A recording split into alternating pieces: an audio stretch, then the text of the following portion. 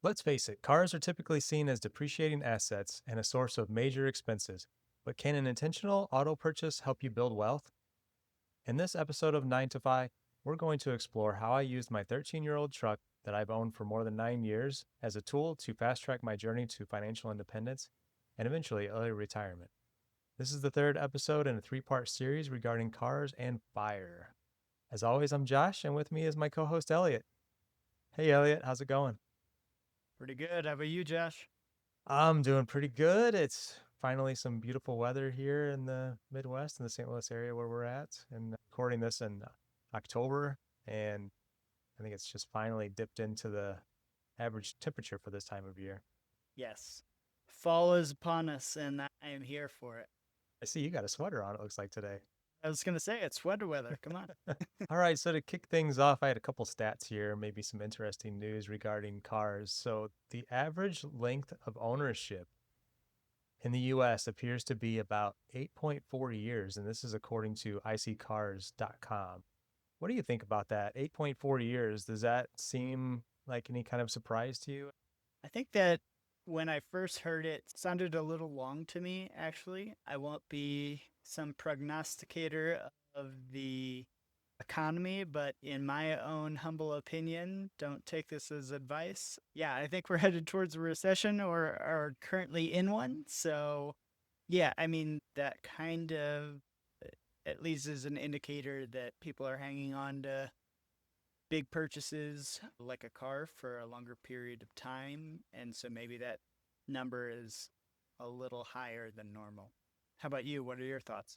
Well, first of all, I think that's a hot take. I'm surprised to hear you say that. You heard it here first, folks. Makes That's me a little right. I nervous. mean, yes, straight to the economist Elliot over here. But Yeah, I'm kind of surprised that, and this is just one study from one random online survey, but 8.5 years does seem like a long time. Now, of course, that's the average. So there's a lot of cars out there that are much older than that that might be skewing that average. But there's also a lot of folks that are buying brand new cars, as we talked about in previous episodes, where the average car payment is like $700, $750 a month. So here's another stat. The average age of all cars currently on the road is around 12 and a half years, showing a trend of people keeping their vehicles for a longer period of time. So cars are about 12 and a half years old on average, and people are owning those cars for about 8.5 years. What do you think about that stat? yeah, I mean, once again, that seems pretty old to me, you know. Now, maybe it's just my own view of the world because my household is dragging both those numbers further down currently, just because I have some newer vehicles at the moment. That's kind of uncustomary for me. However, both of those numbers seemed pretty high to me. Yeah. And I fall right in line. Well, for my truck that we're going to talk about today, my wife has a newer car that's like 5 or 6 years old. But yeah, so another stat here, widespread commuting. A 2022 survey found that 77% of US commuters drive to work, and an estimated 69% of those commuters drive alone. In many cases, these are personal vehicles used for work commutes. That's probably not much of a surprise. This was back in 2022, that survey. I'm surprised that the number is that high, given that we were still in the COVID days. I, it's possible that number has increased since then, as we've talked about. A lot of companies are forcing their employees to go back in the office. Yeah, the dreaded return to work has probably boosted those numbers maybe a little bit more. But yeah, no real surprise to me there in the fact that most of the time commuters are just driving themselves to work, just themselves in a car. Throughout any points within your career, were you a carpooler? I had a couple of stints with that, and I was fortunate because I had a couple people that lived. I'm like 45 minutes or so from where I used to work. And there was a couple of people that lived in my area. So for several years, I carpooled, and it was a big savings. I would definitely recommend it. I know some people, that's their like decompression time. My wife's one of those people. She likes to be in the car alone, but she only has like a 1 mile commute now. Not much time for her to decompress from work. But yeah, how about you? Not during my working period, beyond kind of the stories that I told earlier in the podcast of when we went down to being a single car household for a short stint of time, when my wife was basically dropping me off and picking me up from work each day so that she could have the vehicle accessible to her. However, growing up, I, all through school for a good period of my life, I was a carpooler. So whether it was a couple of different kids all going to the same school and usually just one parent taking all of us, or later as got into middle school and high school was just like one other family and, you know, two kids and a parent driving one of us one way and then probably the other parent schlepping us the other. Probably some good times back then. Yeah. Yeah. All right. Well, before we get into the topic at hand, I wanted to kind of discuss with you what something that I've been working on behind the scenes, and that is a monthly savings project. So trying to sharpen the pencil a little bit. Is that the right analogy? I'm not sure. But I went through all of our monthly expenses and just doing the exercise that I feel like I did a lot better at years ago whenever we were getting our budget cleaned up and going through the iterations of trying to save as much money as we possibly could. Just going through each line item of things that we're spending money on and is there any opportunity to reduce these? I started out with our monthly subscriptions, and here's one: streaming services. We used to go through that whole mantra where we were saying we cut the cord, we're showing those cable companies we're not going to pay that huge monthly bill anymore. So I actually have three streaming services that we subscribe to, and one of them's I don't know if we should even count it as Amazon Prime, and I don't even know what we pay for that.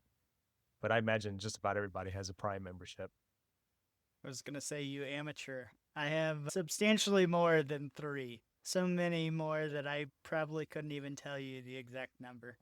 And I mean, they're clearly all above board, and I don't share passwords with anybody. Yeah, I'm only referring to those which I pay for.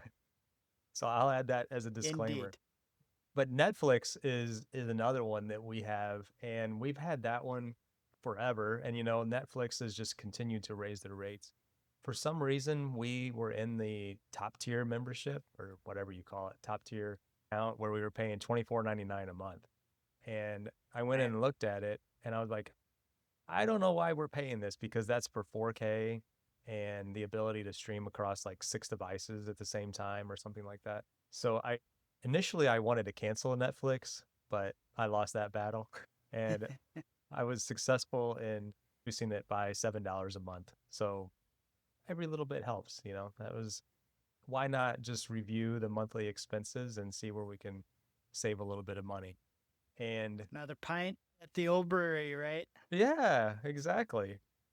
And I don't even watch Netflix, Elliot. I don't know about you, but there's so much stuff out there on YouTube and other streaming services that I don't know. Netflix isn't one. My wife watches it more than I do.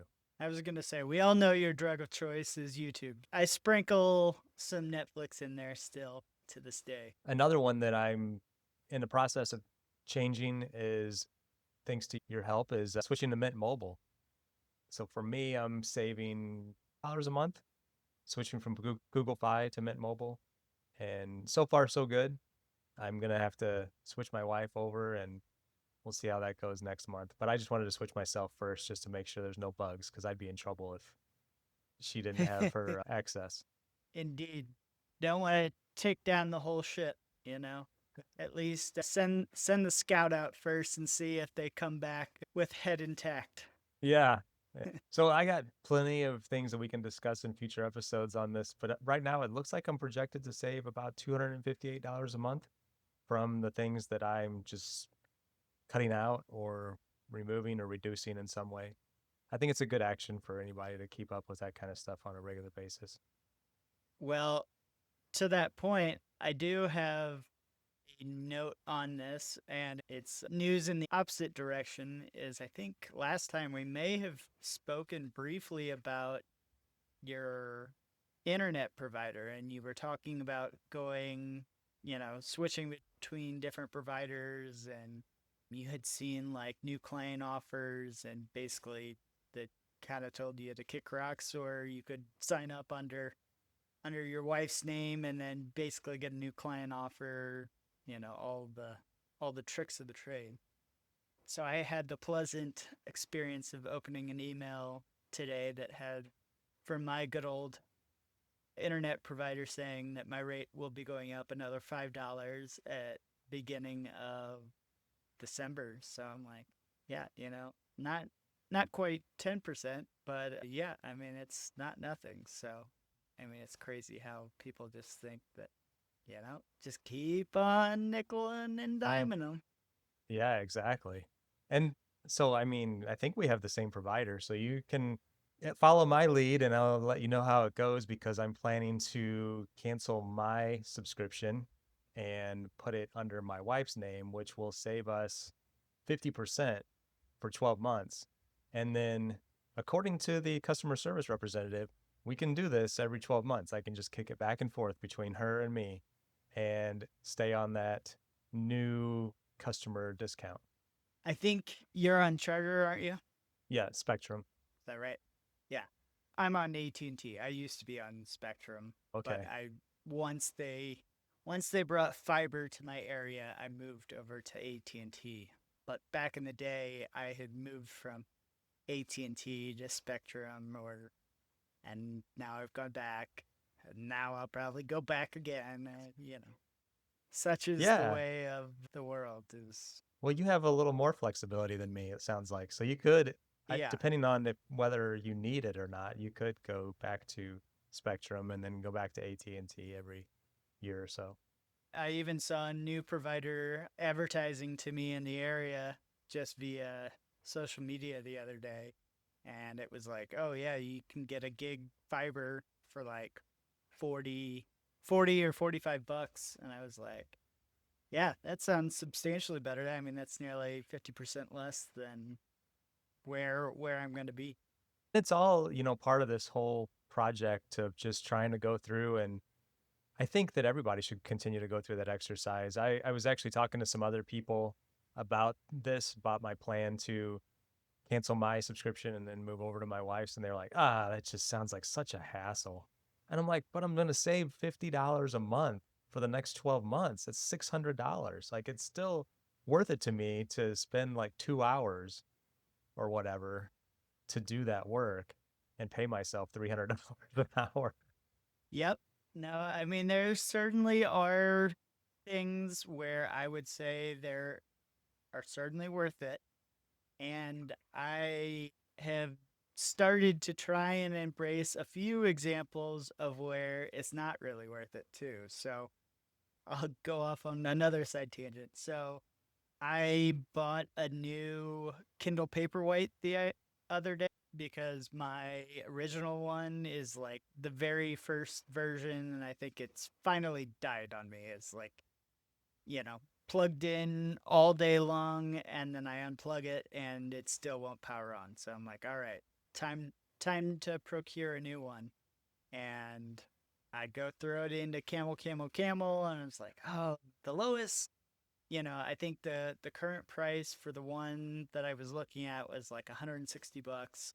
It's like the lowest it's ever been is 130. I was like, Black Friday's right around the corner, but man, it's another month until that's here, and I'm like, maybe I'm gonna save $30. I'm like, I just want to read my book at night, so all right, I'm just doing it, and so I did.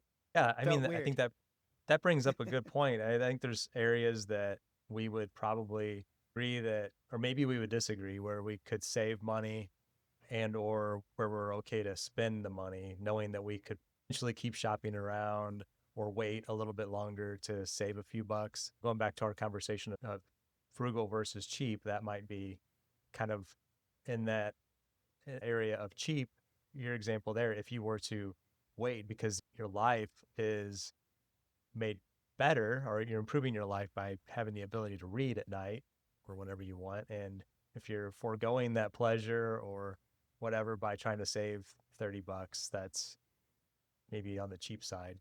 So I I think you agree. made a good call. Before we get to the main topic here, maybe a quick call to action. So, if you're enjoying the show, please consider giving us a thumbs up on YouTube or a 5-star review on Spotify, Apple, or the podcast player of your choice. Don't forget to share us with your friends. We'd love to get your feedback, good or bad. Feel free to leave that whether you're listening or watching, and you can send us an email at Elliot or Josh at 9toFIpod.com. We appreciate it. Yeah. All right. So back to the main topic at hand, Josh. Let's hear all about your prized Chevy Colorado. Yeah. We'll call her a little red because she's red. I don't know why it's a she, but you know. So yeah, I have a 2012 Chevy Colorado that I purchased in September of 2016. So I'm going on, or I'm just over 9 years of ownership. I bought this truck after I remodeled my first rental property, which we talked about in a previous episode. And this, I've had three small trucks throughout my life, but before owning this one, I went through that series of having our household, my wife and I, we had one decent car and one crappy car. As we were kind of going along on our financial independence journey, we were trying to just saving in our 401ks and just saving elsewhere, also raising four kids. But I generally drove the crappy car, and I don't remember what car I had. Two cars before my truck, but the car that I purchased right before my truck was, I had the picture of the for sale sign pulled up here. It was a 1999 Ford Escort ZX2 that I found on a parking lot, listed for $750, and it had 268,000 miles on it. Like I said, I can't remember why I needed a car at that point. I guess the one before that must have died. And this one on the for sale sign, it had new front tires, cold AC, everything works. But as far as bad, it says faded paint, rust on driver's side rocker, and transmission has problems engaging in reverse. And I literally thought to myself, Elliot, I remember I can get away with not needing to go in reverse. I knew I could be strategic. My Cheap driveway at versus home. frugal showing its head again. No, I was being strategic. I knew that my driveway at home was on a bit of an incline, so even if I couldn't go in reverse, it could roll backwards and I could, get out of my driveway. Parking lots, I could always do the pull through where I, instead of, parking in one space, you pull through to the next space. So I thought, how often do I need reverse? I actually drove that car for, I think, a couple of years, and it did progressively get worse, but it was very slow. But it got to the point where it started having problems engaging into drive. So it was an automatic, and reverse was pretty much gone. Drive was really starting to give me problems after a while. So I decided it was time to trade it in, and it was time to finally get past the crappy car phase and upgrade to something that was going to be a better vehicle for me and last me a lot longer. So I started looking around at trucks, found this truck nearby, and went to trade in that ZX2. And I bought it for $750, and I think I got the for trade in like $300, which I was pretty excited about because the when I pulled it into the dealership parking lot, there wasn't any spaces that I could do the old pull through. So I knew that it was like a 50-50 chance or maybe less that it was going to go into reverse. And these two guys took it for a test drive, and they came back and they didn't say a word about it. So for whatever reason, it must have engaged into reverse that day. Glorious. I mean, think about the how how many miles did you say that you drove it for to essentially cost yourself what, 450 bucks? I think I put another 40,000 miles on it. 450 bucks. You're getting $300 back on your trade-in. So, yeah, Right. that that's a pretty good price on that old car for Yeah. that Escort. Yeah. And this was back during the days whenever I was really getting into the side hustles and working as a handyman. And I would load up all my tools and supplies, whatever was needed for the job, into the trunk of that car. And it served me well. Even though it was old and didn't have the best suspension, it it did the job for me. for a couple of years until it couldn't. And like you said, yeah, got a little something in return for it. So most people think vehicles are wealth killers. What would make this truck the opposite?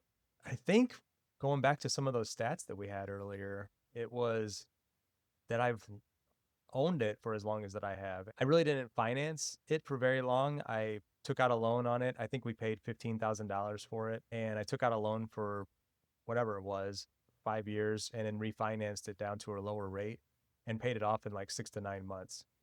So I've had it basically, I've been payment free for the last 8 plus years. Yeah, that's wild.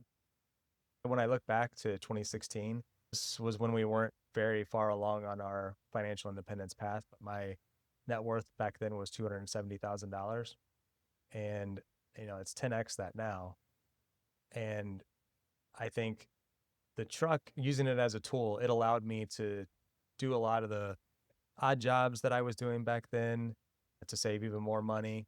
But then also it helped me with continuing the real estate path and continuing to purchase properties, do renovations, and be able to haul supplies, tools, all those kinds of things back and forth to those houses. And I really think that it would have continued to get challenging if I hadn't invested in a truck. So, this is, I'm going to mention a disclaimer here that I'm very loose with the math, but I've purchased 7 properties since I bought the truck, and 3 of those that I rehabbed. I had a total purchase price of $81,000 for those properties, and today they have a value of just under 500,000. And then I purchased 4 others that were turnkey that were purchased for $142,000, and today have a value of $332,000. So like 588,000 in total equity for those properties. So that's why I'm trying to like kind of in a fun way say this is how this truck has made me $1 million is through the use of not having a car payment and using the truck as a tool to do real estate and side hustles. And I'm somewhere in the neighborhood of, at a very conservative amount, $700,000 in positive to what I've been able to accomplish since owning the truck. That's amazing. So, what would you say the total cost of ownership has been, and how would that really compare to what you think an average new car buyer would spend? Yeah, and now I mentioned here, I think this is a good time to mention it. We've talked about my leaking radiator several times in previous episodes. And Elliot, that's actually something that more people have reached out to me about than anything else is they're like, get that radiator fixed, or what's the latest on your radiator? Because we talked about it so much. I actually just replaced it last week, and it cost me about $200 in parts, and it only took me like 2.5 hours to do it. The truck has nearly 200,000 miles on it now, and it's getting up there. It's starting to show its age a little bit, but as far as total cost of ownership, I mean, I haven't had to do very many repairs on it over the years, but there's been a little bit here and there. It is fuel efficient. It gets like 25 miles per gallon. The parts that I've had to replace, the maintenance and things like that, brake pads have all been pretty inexpensive because it is a smaller truck. Those things are generally less expensive, those parts. So I it, nowadays I think it's probably costing me, if I had to average, it's around $1,000 a year, I would say at this point for repairs and maintenance. And then the insurance is super cheap because it's older and it's a small truck, and I save a lot that way. So I mean, all around, it's been a really good vehicle for me, and I plan to keep it for as long as I possibly can. No, it sounds like it's been really useful to you and allowed you to, really save all that money from not racking up, car payments and things of that nature, which obviously by your story, I don't think would have ever been the mindset that you really would have gone down. But obviously, it's allowed you to supercharge your savings and your net worth from allowing you to do all the work on your rental properties and as a handyman, like we talked about previously, etc. Did you have to shift your mindset in any way to see your truck as a tool for wealth and not purely as a status symbol? When I first got it, I think that I felt pretty proud of it because I had been driving those crappy vehicles for so many years prior to that. I mean, some of these things that I was driving were real beaters. They were like beat up and rusty and things weren't working. And I went through a decade or so of owning vehicles like that as we dug out of our hole that we created in our 20s and began to turn things around. So I guess I got this when I was almost 40 years old. I was pretty much at the point where I really didn't care anymore. But at the same time, this truck was nicer than anything I had owned in a very, very long time. And so I really didn't care too much about whether or not it was like a status symbol. It was just, it was nice. It was comfortable. Everything worked. I had air conditioning and some of those things that I maybe didn't have in some of those crappy cars. So I was just proud to own it at that point. So it did feel like a bit of an accomplishment, and I think it helped with getting that first rental property under our belt, having a little bit of cash flow and being able to like see that we had a path forward here. And even though really didn't know exactly what the future looked like for that business, it felt like okay, it's maybe time to loosen the purse strings just a little bit and treat myself to a nicer vehicle, even though it was pre-owned and a small truck in comparison to a lot of the great big ones that are on the road. It was a nice trade up for me. Yeah, certainly. I mean, if you haven't driven a car that didn't have AC or a radio or the headliners hitting your head, then in my opinion, you haven't lived. So obviously, that's true when you were building up your net worth, you were, making things work, using cars to kind of hack through cars to make it to this truck. But once you've gotten to the point, like you said, now your net worth is 10x where it was back then. Have there been times where you were tempted to upgrade or really, treat yourself? And how did you resist those Man, urges? there's temptation around every corner. I mean, as the EVs have started to come out and the Ford Lightning came out 3 or 4 years ago, the first like full size truck that was an EV. I was really tempted to go all in on that at the time because I thought this is the way of the future, obviously, and to be able to get a full size truck that first year, they were selling them at a very very reasonable price. I think they were around 35, $40,000 to start. Now, this is 3 or 4 years later, that is unheard of. But they quickly, I mean, just to go back, and I was close enough to it that I'd put my name on the list to purchase one of those, and the list was so long that they couldn't keep up with demand. I never got to the point where I was able to purchase one, and then the next year they raised the price like $15,000, I think, something like that. But I, I kind of made the decision that hey, I'm just gonna drive this truck until it doesn't make sense to anymore. But there has been times where I have been tempted to go for the full size truck, and yeah, I'm glad that I have it. Do you think that the truck has become part of your identity or a story? Is it symbolic of your fire journey at this point? Or is it still just a tool? It kind of is to me. That's actually a really good question. I do feel like it is a bit of my personality or who I am. It almost feels like I'll tell you a funny story. I had a kid ask me one time. This is a friend of mine's son he had to be maybe like 5 or 6 at the time. And his dad had a great big full size truck. And he saw my truck, this kid did, and he said, "Why do you have such a small truck?" And in the moment, I was a little bit offended by it, and I thought, why is this kid asking this? But then after the initial sting, I thought, and I responded something like, well, because so that I can have a bigger bank account or something like that. Of course, it went right over his head. He didn't get it.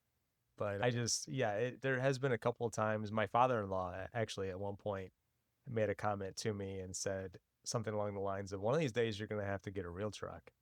I was just like, I don't know. It was kind of I know he was joking, but it does kind of feel like it is a part of my story and my journey, and it has gotten me to the point that I am now. So yeah, I do feel like it is a little bit of a status symbol in the regards to financial independence and early retirement.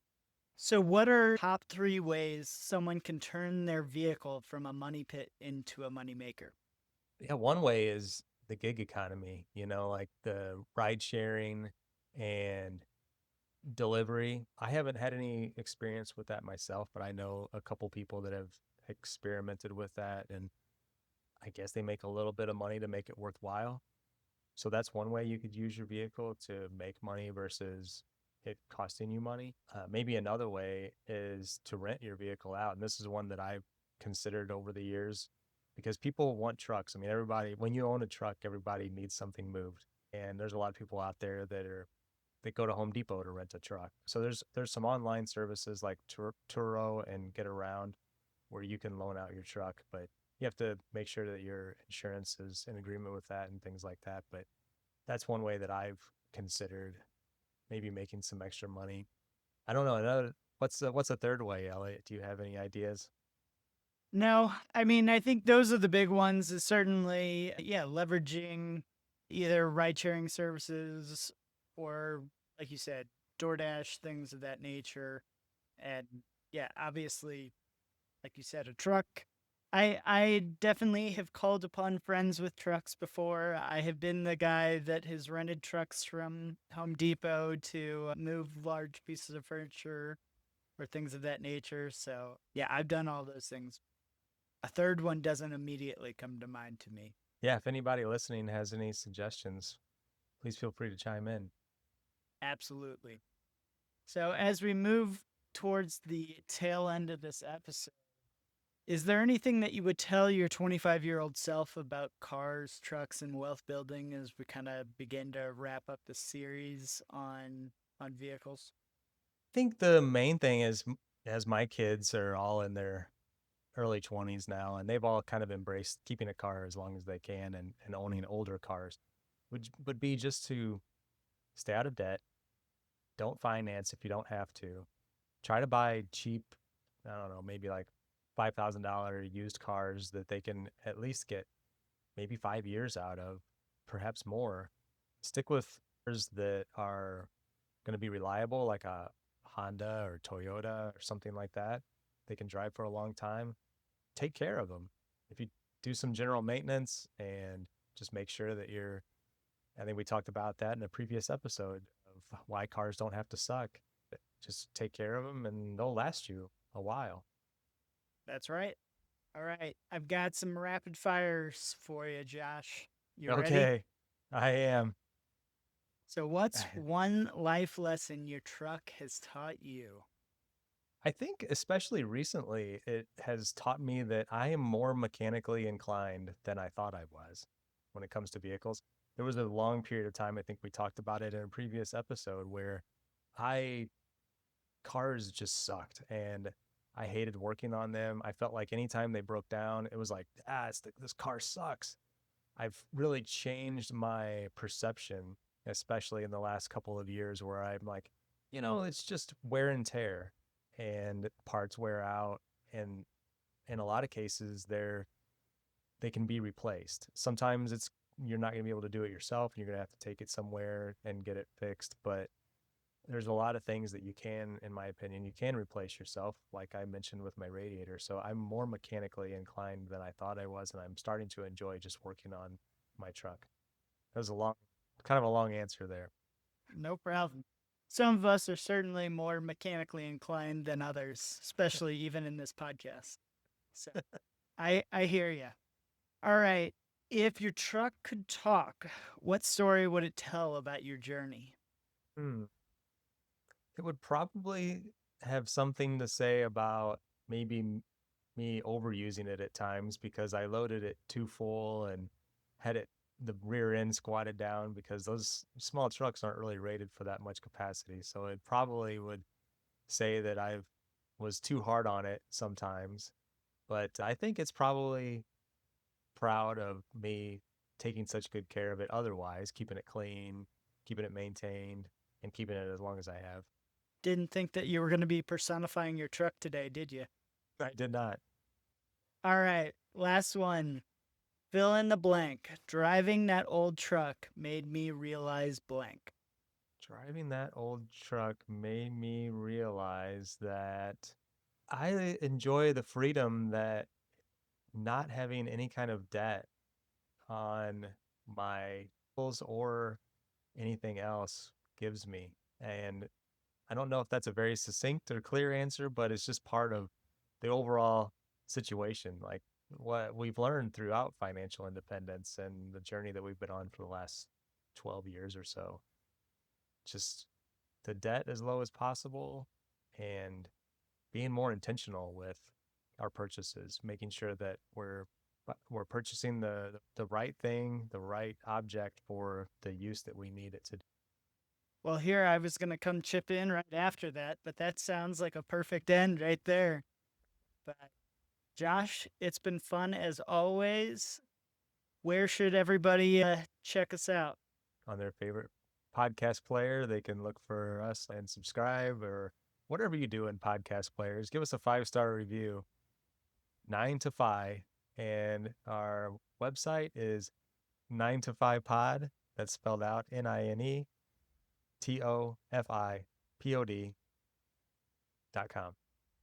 Well, thanks, Josh. It's been great as always. And to all the listeners out there, we'll see you again soon.